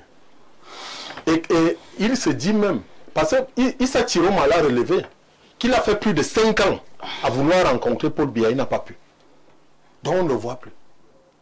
Ce qui veut dire qu'il n'assume plus lui-même la fonction de président de la République. Il faut donc mettre quelqu'un qui est là, qui peut l'assumer de manière concrète. D'accord, et chez vous, c'est... Deuxième, c'est Bello. Deuxième, oui, deuxième aspect de la question, c'est au niveau de l'alternance. Paul Biya a le pouvoir, mais on ne voit pas qui il a préparé dans son camp pour pouvoir assurer des jours meilleurs à la République du Cameroun. Donc, il veut nous faire entrer dans l'impasse. Et c'est pour cela que, par devoir, Bello se lève, et nous les jeunes, nous sommes en train de lui dire qu'il est le candidat du salut du Cameroun. Et qu'il vienne et il fasse un seul mandat pour donner une réelle direction au Cameroun. Merci. Donner une direction à l'alternance qui doit avoir lieu. Et nous, il nous a préparés. Vous savez, l'UNDP aujourd'hui est un parti essentiellement jeune. Et ce sont les femmes aussi, comme les jeunes qui sont en responsabilité là-bas. C'est pour cela que nous venons vous parler. Et nous sommes sûrs de ce que nous vous disons. Et je chute en disant que Dieudonné Mvin, qui est votre président directeur général, est quelqu'un d'assez sérieux en matière d'information. Et qu'est-ce qu'il a titré? Quel était le titre? Ce matin. Oui, quel était le titre? Mais c'est que Bello est candidat. D'accord. Voilà, merci beaucoup. On reviendra avant à prendre quelques réactions encore. Hein. Bonsoir au grand panel. Tiroma et Bello jouent à la ruse politique qui ne profitera qu'au parti des flammes. Ils ont longtemps soutenu et ont été acteurs du régime. Nous avons besoin d'un régime jeune et non la gérontocratie. Bref, ils répondront devant l'histoire. C'est Lorenzo depuis Douala. Alors, monsieur Soba qui dit bonsoir Andrea et ton riche panel. Notre pays a beaucoup de frustration de la part des fonctionnaires. En l'occurrence, voilà le ministre qui refuse la dette flottante alors qu'il a pris des emprunts. Ok. Un autre message. Bonsoir à vous. Juste une question au monsieur de l'UNDP. Pourquoi maintenant? Et qui est le fou? Vous qui subitement vous rendez compte de la misère des Camerounais après nous avoir menés en bateau pendant plus de 30 ans. Vivement que la jeunesse prenne conscience et qu'on se mette tous derrière Cabral Libye. C'est notre seule porte de sortie, nous les jeunes. Dit Bonguet Francky. Bonsoir, monsieur du RDPC. Monsieur Metingue dit que le Nord n'appartient pas au FNSC de Tiroma, mais ils aiment dire que le Sud appartient au RDPC et aucun autre parti n'est admis dans le Sud. Bonsoir, grand soir. Le Grand Nord n'appartient pas aux leaders politiques de ces régions, mais le Sud est le socle granitique et le bastion imprenable du RDPC. Monsieur Metingue, un peu de dignité à beau, l'ami à beau. C'est ça. Alors, bonsoir. C'est pas après 40 ans que l'UNDP remarque que le Cameroun n'a pas d'eau potable, pas de route, pas d'électricité. Monsieur Bello, depuis qu'il occupe tous ces postes ministériels, qu'a-t-il fait? Est-ce que vous l'avez élu? Vous avez élu Paul Biya. Vous êtes nombreux à nous écrire, on va en Kouaba, quartier Kouaba. Bello et Issa sont des alliés à vie de Paul Biya. Tout ça, c'est du cinéma. Et les Camerounais le savent. D'accord, bonsoir le grand soir, je tiens à vous féliciter pour cette émission Andrea, toujours intéressante. Je suis chercheur en éthique et philosophie politique à l'Université Yaoundé 1. Voilà, il aimerait être invité sur le plateau, d'accord. Bonsoir le panel, vraiment c'est de la grande désolation des jeunes gens qui se lèvent pour aller défendre les causes des vieux qui nous ont confisqué le pays depuis longtemps. Les Camerounais ont juste besoin d'un souffle nouveau. pour ne pas dire une nouvelle équipe. Bonsoir, l'analyse selon laquelle RDPC à 72% ne tient pas compte du taux d'abstention et des défections à venir dans ce parti. Le jeu électoral sera remis à nouveau avec défection de ses alliés. Une dernière réaction et puis ce sera la fin. Oui, l'UNDP dit, pas que l'UNDP, le communicant ici dit qu'ils ont deux problèmes. Le président qu'on ne voit plus depuis 5 ans, ce qu'ils disent. C'est Thieroma qui a dit qu'il ne le voit plus. Mais vous épousez. Oui, bien sûr. Voilà, mais voilà quelqu'un qui a parlé de manière factuelle. Attendez. Depuis 5 ans. On a passé de temps. Hein. Non, c'est parce que c'est important. 2020, nous avons au moins 2 grands événements. Nous avons organisé la meilleure CAN jamais organisée en terre africaine, la 33e édition. Nous avons eu un problème grave, la Covid-19. Très bien. On juge un maçon par ses habits ou auprès du travail qu'il fait. Auprès du travail qu'il fait, on juge un maçon au pied du mur. Comment est-ce que le Cameroun a géré tout ça? Nous avons... Vous chutez. Nous avons jusqu'en septembre... On fait des grands signes nous avons jusqu'en septembre pris... Parce que le président lui-même a battu campagne pour la candidature de notre compatriote Yann Philémon, qui dirige la plus grande institution de l'ONU. C'est une grande victoire. On nous dit qu'on ne voit pas. On ne voit pas Paul Biya. C'est ça qu'ils disent maintenant. C'est un faux prétexte. Le deuxième. Et le dernier. Le deuxième qui est très grave. Très grave pour la démocratie. Ils disent que on attendait que le président prépare un dauphin. Non. Et qui est...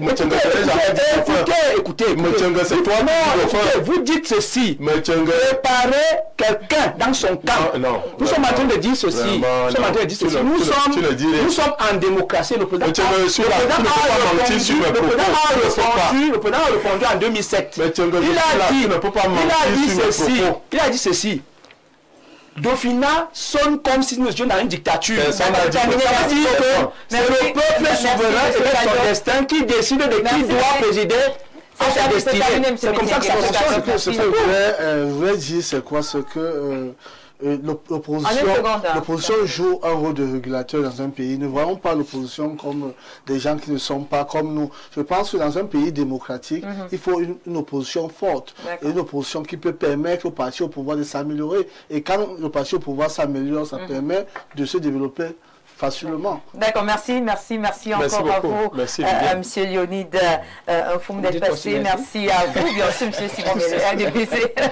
Merci à vous d'être passé sur le plateau. Merci, Monsieur Kadiop. Merci également à Monsieur Onambélé. C'est la fin de cette belle émission du Grand Soir pour le compte de ce vendredi 27 juin 2025. On se donne rendez-vous vendredi prochain pour une autre édition de Le Grand Soir. Restez scotchés sur nos antennes. Nos programmes se poursuivent et ne loupez surtout pas cette émission. À vous la parole avec un invité exceptionnel. Présentation Jean-Jacques Zeu. Très bonne soirée, très bon week-end à tous sur nos antennes.